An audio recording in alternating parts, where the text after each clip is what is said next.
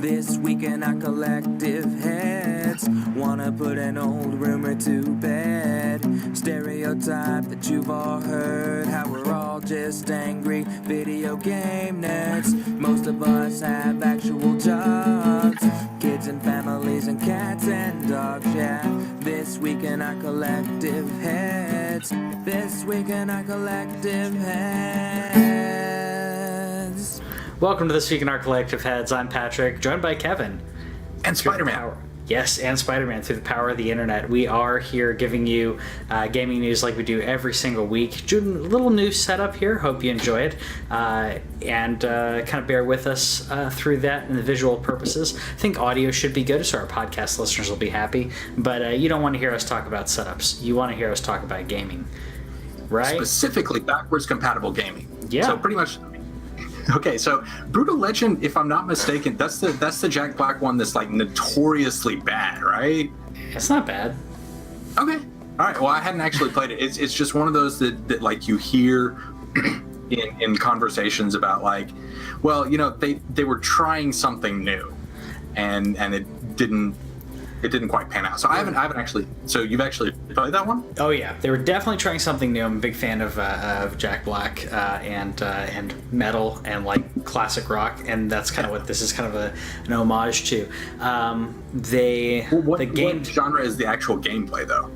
That's the weird part, because it starts off it's kind of like action.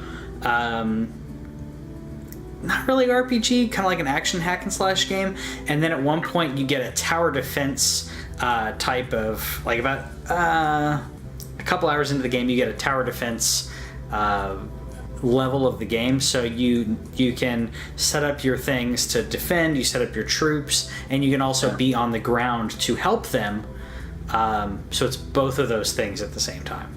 Okay, I can be down for that. Yeah, and then the other thing. Mm-hmm. And then the other one is Greg Hastings' Paintball 2, which I don't play paintball. I don't know who Greg Hastings is. They could put like anything that sounds like a name in front of that, and I'd be like, oh, sure, that's a famous paintballer, I'm sure. I didn't know that this was needed. I didn't know this was a thing that anyone wanted. The first thing that I saw when I read this was Dwight Schrute would just love this game.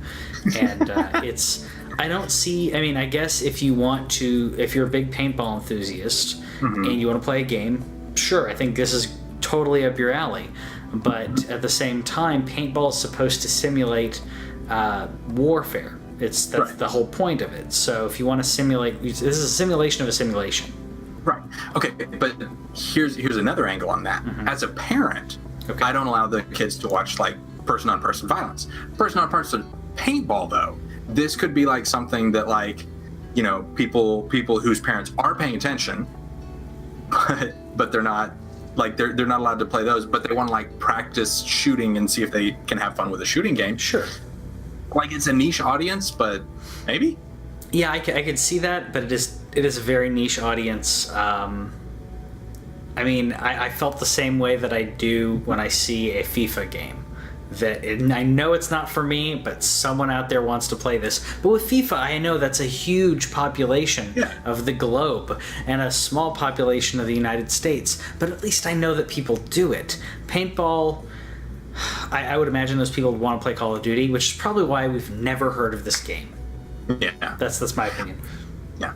So we did actually get a good chunk of news stuff though. We're going to talk about the PlayStation. We're going to do the PlayStation Classic as a separate thing. Let's talk about that. You'll hear it on the podcast at the end. Yeah, there's a lot we could talk about there, but we did get the Sega Classics is coming to Nintendo Switch, which is really cool because if you are, you know, anywhere near our age, or if you're a fan of video game history, this was like the heat of the console wars. We're talking about the Sega Master System and the Sega Genesis. Being able to play these on a Nintendo is really cool. This is to me, this is bigger than when Sonic the Hedgehog popped up on the Nintendo Switch. Everyone was freaking out. I think this is bigger than those. I mean, there are games that I don't think any of us would imagine are actually coming out to the Nintendo Switch that are old school classic Sega games. That's pretty cool. Is this the same collection? There's a collection that came out this week that had like a bunch of beat 'em ups, and it had the Captain Commando with like the little baby in the mech, and like Mac the Knife. Do you know that one? I know what you're talking about, but I don't know if it's the same collection. Okay. If it's not, I'll put it down in the show notes, and we'll figure it out from there. But this weekend, like if you're watching this live, so you didn't get to do the Dark Souls network test, right? I actually did. Did you? I actually did. I popped in and played some Dark Souls for a little bit. Okay. And were you doing on the TV or handheld? Handheld. Okay. Handheld. It was okay. No. Well, I was going to say that no one joined me, but more accurately was it would give me an error every single time I tried to pair up with anyone. And I did you? Mm-hmm. But did you try to get summoned? No, I didn't. Okay, because that happened like immediately. Immediately. That was awesome. Yeah. So I spent about half my time doing that. Also, it looks way better once it goes up to the TV. Like I know that there are some games that do like change the resolution and beef up the graphics and stuff. On TV, it looks comparable to the PS4 version. Yeah. So I think they're trying as much as they can. They're trying to get this game to run as smoothly as possible. And in handheld mode, it could be beefier. It could be, yes. But anytime you do something like that, you're increasing battery. You're increasing power consumption. You could really try to juice those chips, but at the same time, your battery's going to run out quicker. And there's also the trade-off of like if you push it to the max, you need to make sure that it runs smoothly. More important than it looks pretty. So make it as pretty as you can with making sure it runs smoothly. Yeah, I completely agree, which is what I meant on that. I did. I couldn't get anyone to join with me. I did like that I got to play select a Black Knight and just destroy everything. We started in the Undead Parish. Right, yeah. So you start in the Undead Parish, and I massacred the. It was a 3-hit kill to the boar. Nice. It's just 3 hits, and that's 3 regular hits, not even the power strikes. Yeah. Same thing with I think it was 4. Are you not backstabbing it? No, didn't have to. That's how you kill it. Yeah, I know that's how you kill it. I can do it. I can do it in 2 hits with the Sunlight dude. Sunlight bro. Yeah, but what I'm saying is like you don't even have to. If you're a Black Knight, if you have that equipment, holy crap! You're that powerful. You don't have to backstab. You can hit it, kill it in 3. That is insane. Yeah, it took probably the same amount of time as a backstab with less skill. Let's put it that way. Yeah. The other thing that is the button configuration is different, and it wouldn't let you change the buttons, and so like I was canceling out of menus and accidentally dodging and stuff. So basically, I just ran around with the Sunbro helmet. Yeah. Well, the biggest I need to be able to dodge. Anyway, the network test is going well, and that's coming out next month, and we'll definitely be playing it then. The network test showed that they're not ready. We'll put it that way. Because that's not what that means. Yes, it did. Because if you go on PlayStation 4 and you try to summon someone who is already being summoned, it'll say summon failed. Did you not get that message? No, I got error. Connection to network is not a blah blah blah. Okay, so they changed the wording. Oh, well, no. Like, if I get an error like that, I'm like, you have server issues. You have big time server issues, as opposed to failed to summon. Failed to summon, what it means on PlayStation 4 and a PC, that means someone else summoned that person, and then the summon sign goes away within a few seconds. Yeah, I think they need to beef up the servers and make it faster, because I was able to summon people if I waited for because the summon signs like kind of cycle. Yeah. So like every little bit, like some of them will disappear, some of them will reappear. If you jump on them right when they appear, that was how I was able to summon people. Okay, so I didn't see it is the same here. Well, no, hold on, I did. I didn't catch them quick enough, I guess. So it's the same. It's the same issue, but like I think it's a good example of the tests, because like I said, when I was getting summoned, that happened like right away, and so I feel like that they were working. Yeah, which is great, and good on you. As far as we can tell. Yeah, good on you for offering to be summoned to help, even though you're just as little help as everybody else, because we're all starting out from square one. And I mean that because we start with these blank characters. We start with these characters that usually when I summon someone in Dark Souls, they're usually higher level. I'll have you know, I was extremely helpful because I got summoned by a witch who just kept going, tink, Okay, yeah. Tink. So clearly she or he, like the character is a girl, but like they had no idea what they were doing. They're like, I guess I'm out of spells, so I'll just wave this at them. And I got them all the way up to Andre. So I felt pretty good about that. No, that's actually really good. I feel really good about Red Dead Redemption, which I already was feeling really good about, but the story, thankfully, I haven't read into as much. They haven't like spoiled too much, in my opinion. I mean, also, as soon as it starts talking about characters, I've been kind of glazing over it because I don't want to be spoiled when it comes to the gameplay. Yeah, or if it comes to that. But the gameplay, the big thing that everybody is focusing in on here is the cold weather's effect on the horses. That's what everyone was kind of honing in on. But there's so much more that's going on in regards to bodies that like. Bodies stay there, if I'm not mistaken, and they can like weather affects them. Weather affects your clothing. Water affects your clothing. There's so much in the game that makes it a real living world that I'm really happy about.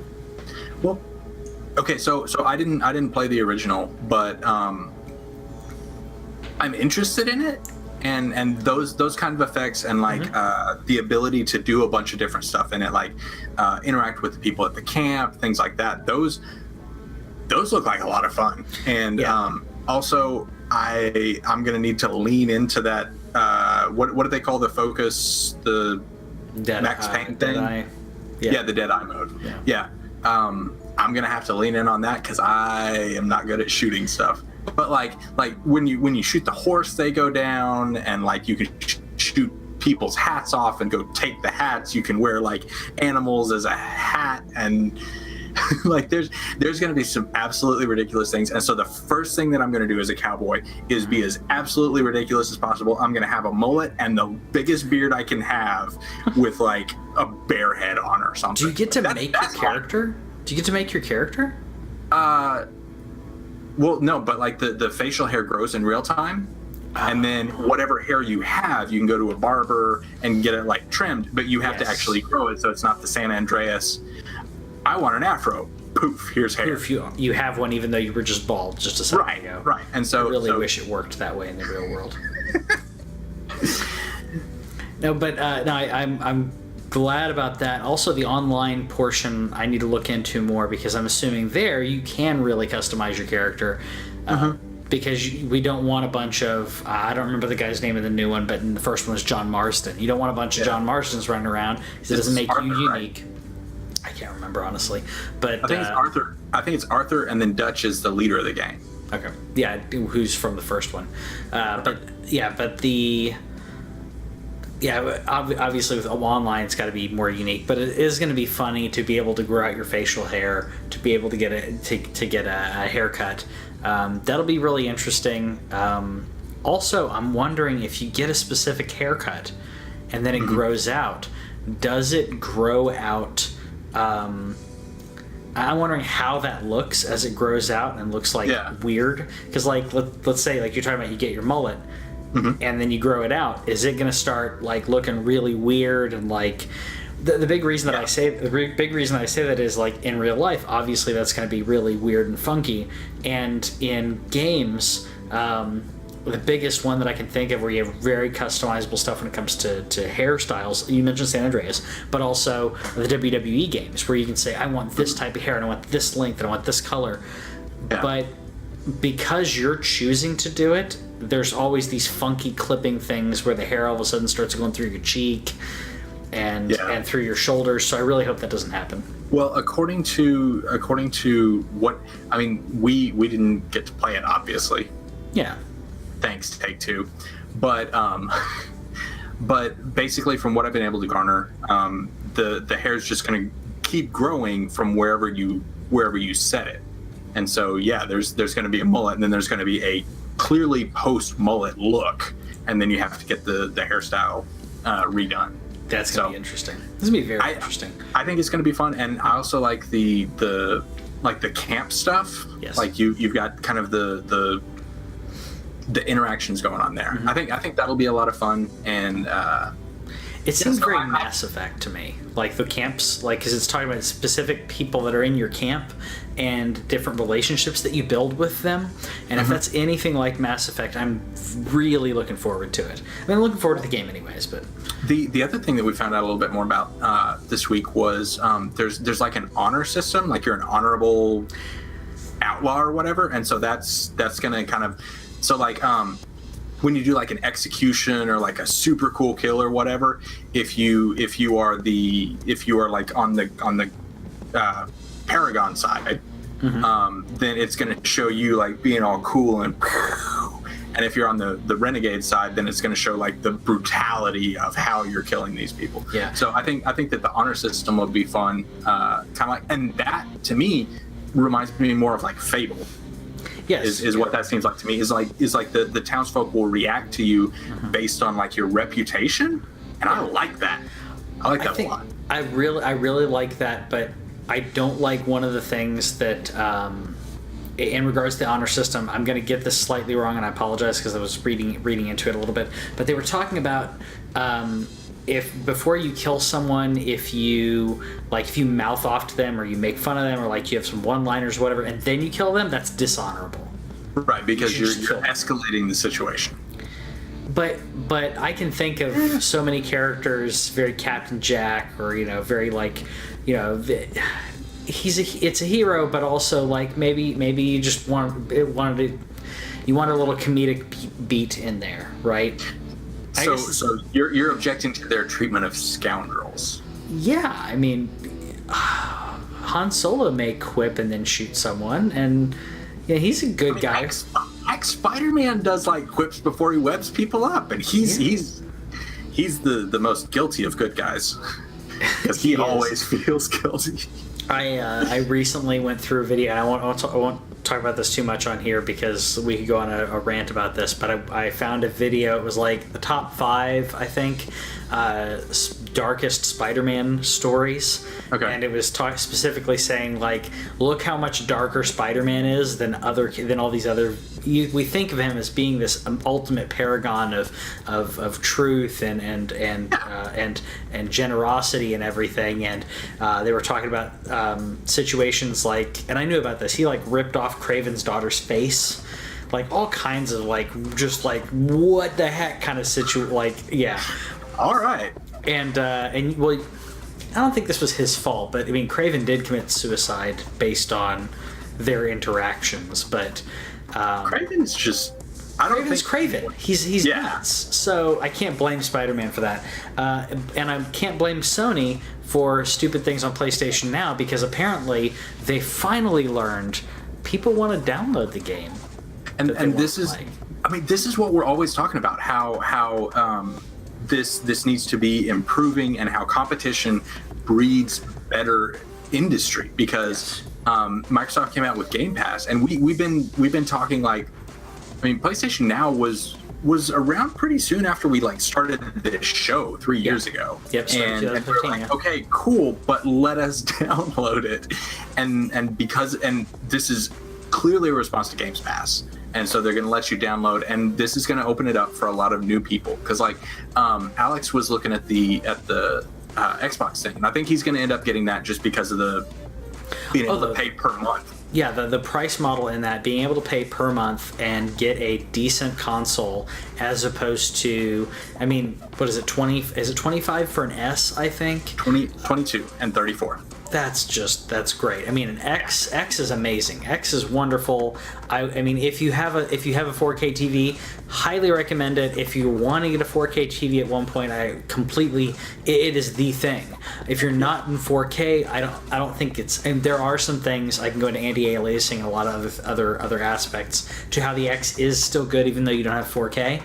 But for $22 a month, and you own it afterwards. That's what other people didn't understand. We're talking about PlayStation Now. Yeah. And so like they announce like new games. They're like, hey, these games are now on PlayStation Now. I'm sure they phrase it differently to avoid using now twice. But these games coming to PlayStation Now. And there's a really good collection on there. Like there's a lot of the exclusives, several series, like the entirety of BioShock and like Red Dead Redemption, and like this is their backwards compatible library basically. So and they also had they had Bloodborne and Dark Souls 2. They don't have Demon Souls on yet. They have to get Demon Souls on there, because if they do that, I will start paying $20 a month to get Demon Souls on my PlayStation 4. I wonder if that's a licensing issue in some way. I think that's likely because Bandai Namco published all of the games except for Demon Souls, which was published in the U.S. by Atlas. So it's probably one of those situations. Atlas is usually really good about bringing stuff stateside. So I don't know, but it's one of those things where like it's owned by like 3 companies, kind of like we were talking about last week with Kingdoms of Amalur, and EA owning the rights to the publishing of the first game, but only if But anyway, great selection of games, and it is kind of an answer. Being able to download it allows it to be their answer to Microsoft's backwards compatibility, which we've been praising for literal years. Yeah, I agree. And it's I would like to test it out. I may grab it and test it out for a month and see how it is, because I haven't done that with Games Pass yet either. So I may test those out later on. I'm still moving in and getting things acquainted, so it may be a bit, but yeah. I think I did the 7-day trial, and I was able to play like Flow and Flower and stuff like that. That's kind of general movement, but I didn't try anything like Twitch based, but not Twitch.tv, but like fast movement type stuff. Also Spec Ops: The Line. So if you have not played Spec Ops: The Line, there's now another option to do that, because damn it, everybody needs to play that game. Nice stuff. So speaking of games that everyone needs to play, the entire Nintendo library. Did you see that? No. What? Yeah. The entire Nintendo library did what now? So hackers have cracked open the Switch Online service to add ROMs in, because it's just reading them as .NES files, and you can just throw them on there. I like that. I want to do that like so bad, because I've been waiting to do that because Nintendo's not giving me what I want. If Nintendo gave me what I want, I would buy it and it'd be fine. Nintendo's Let us give you money. Yeah. Same thing with the NES and the SNES Classic, which I'm actually looking at. They're sitting right over there. That I am not able to. I have the games. It's like, all right, here's 27 games on here. Can I buy it? Can I buy additional games? No. Yeah. What about on my Switch? No. Can this? And there's a lot of games that I want that are never going to come to the Virtual Console ever. So it's going to happen. Yeah, but okay. So out of these 3, one. I got Legend of Zelda. Yep. There's no Legacy of the Wizard. There's no Big Nose the Caveman. I have these games. This is visual proof. I have them, and I want to play those. Those are goofy and fun games. And if you own the cartridge, it is 100% legal to have the ROM. Yep.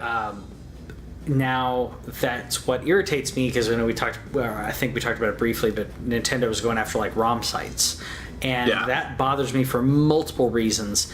But I may have to start looking into this and see, because if the Switch allows me to play NES games, play ROMs as well as my recent games, that'd be amazing. I would love that. I would absolutely love that. We did get a little bit, Super Mario 3, we did get some somber news this week. I'll take this one. Nobuo Uematsu is like he's the Final Fantasy music guy, and like he came up with the original Crystal theme, and he composed most of them up until 7. And so like he did the entirety of the music for 6. He did. I was actually corrected when we posted about this. I said that he did a collaboration with Yasunori Mitsuda on the Chrono Trigger soundtrack, but it turns out he only wrote a couple of songs for that.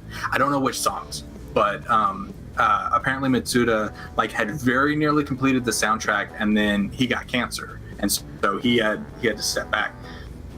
But Uematsu is hands down he does my favorite video game music.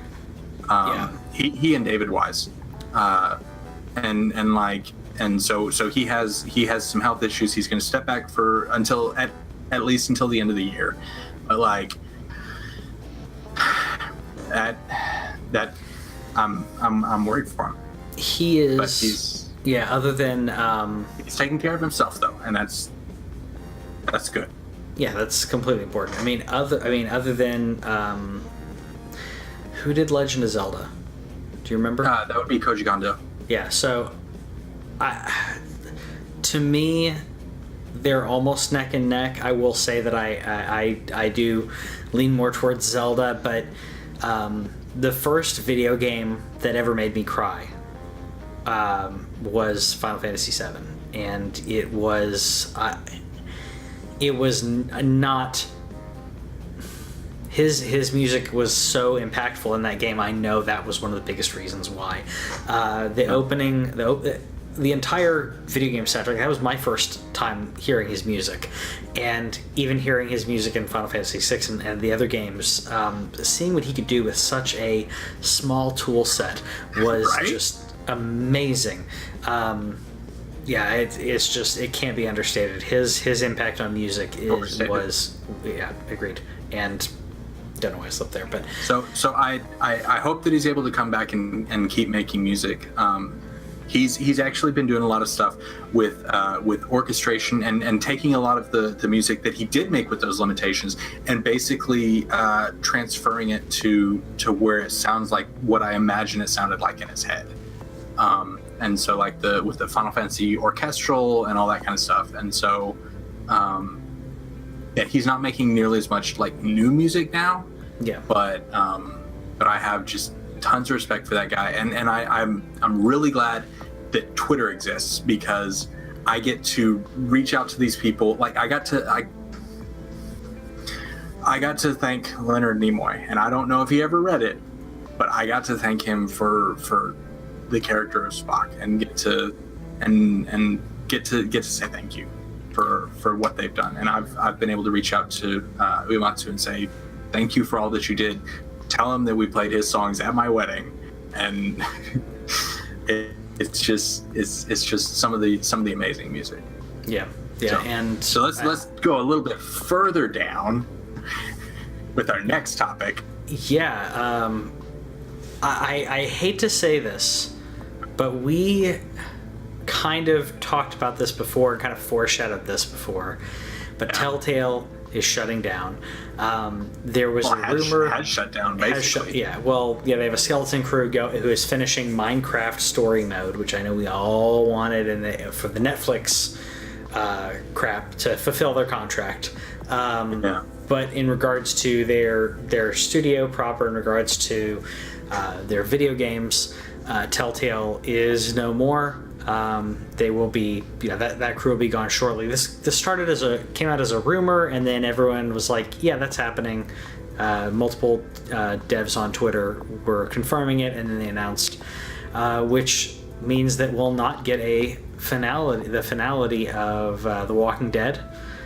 Which kind of blows my mind because like they'd said, this is the final season or whatever, but like the last episode launched Tuesday of last week, I think.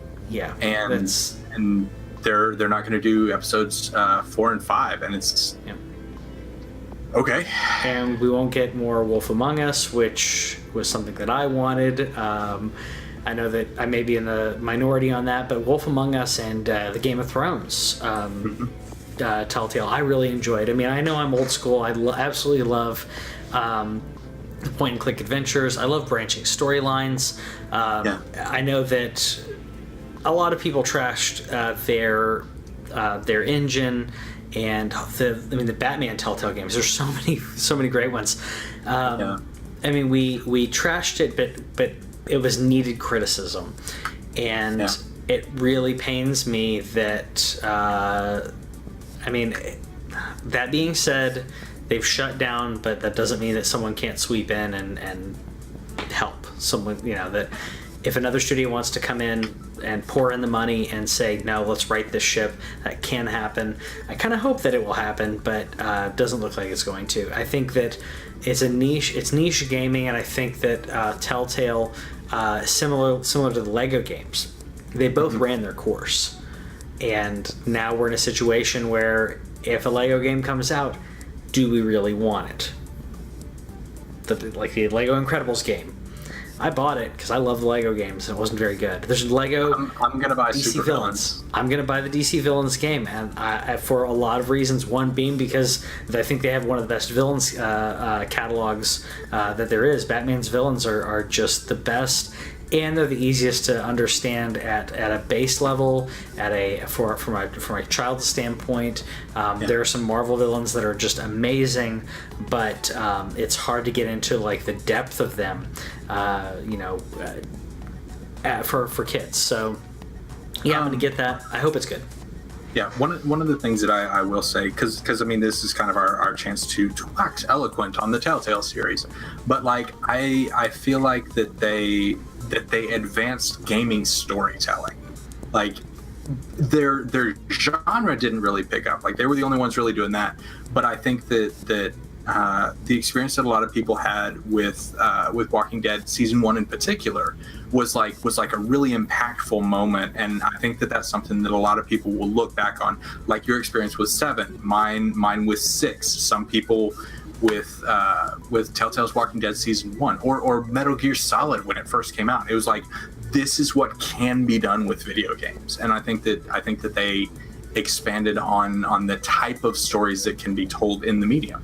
Yeah, and they deserve tons of respect for that. Yeah, I agree. So it's a very somber tone to end this episode, but that's all for the gaming news. But let us know in the comments what you think about TellTale shutting down, if you think that was a good thing, and do you want someone to come in and save the day and save TellTale? See you later. Thanks for watching This Week in Our Collective Heads. Subscribe over here and click the bell, and that way you'll know about any new videos that we put up, because we put up a lot of gameplay, a lot of stories from games and stuff like that, and gameplay is down here. Yeah, and you got more editorials and news stuff down here. Check it out.